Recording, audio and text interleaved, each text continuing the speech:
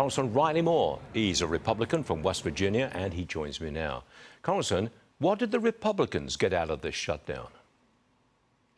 Well, Stuart, look, this was a total and complete victory for the Republicans. Remember, what we were asking for at first was just a short-term CR. We got the short-term CR now till mid-January, or end of January, rather. And then we got 3 of our appropriations bills done on top of that. So even if you, let's say, and I don't think this will happen, run into another impasse where we can't come to an agreement and we have a shutdown after January 30th, it won't be a total shutdown because we have 3 bills that have funded the government, portions of the government through the rest of the fiscal year.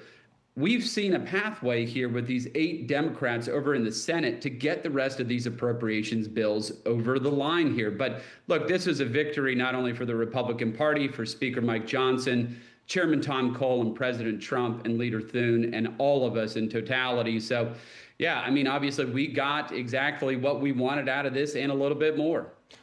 Do you think the public, do you think voters see it that way? Or are they, who are they blaming? I don't look at the polls, but you tell me, who are they blaming? Schumer or Trump? Well, it was clearly the Schumer shutdown, and what this demonstrated to people was that there's no limit to what the Democrats were willing to do to inflict pain on the American people to achieve their own political objectives here.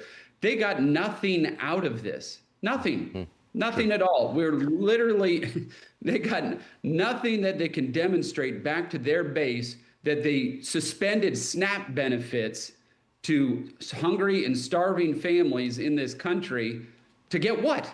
Right. To be right back where we started from, Sure. And then 3 Republican appropriation bills done. One of these days we'll get a media that understands non-biased political reporting of shutdowns, but we have to wait for a while on that one. Congressman, the White House doubling down on this proposal for $2,000 tariff dividend payments. Watch this, please. The White House is committed to making that happen, yes, and we are currently exploring all legal options to get that done. I don't have a timeline for you or any further details, but I can confirm for you that the president made it clear he wants to make it happen, and so his team of economic advisors are looking into it, and when we have an update, we'll provide one. Question, though, is how much does this cost? You're on the Appropriations Committee. The big question is, can we afford this?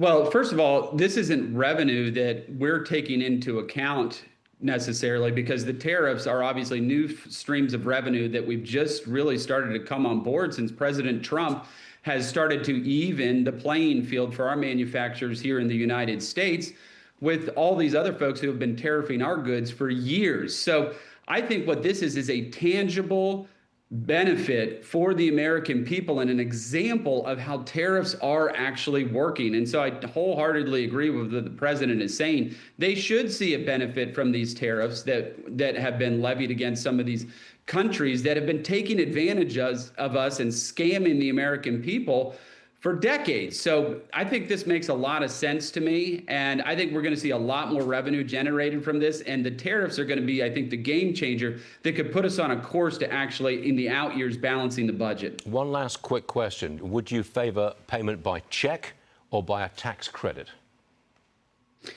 You know, I think, that's a good question. You could do both, I think, but to me, I think a check would probably be better. I'd rather see the check. It would be better received by the public, would it not? I think it would. And not everyone pays federal income tax either. Congressman, what a pleasure. Come back and see us anytime you like. Good to see you again. You too. Thanks, Stuart.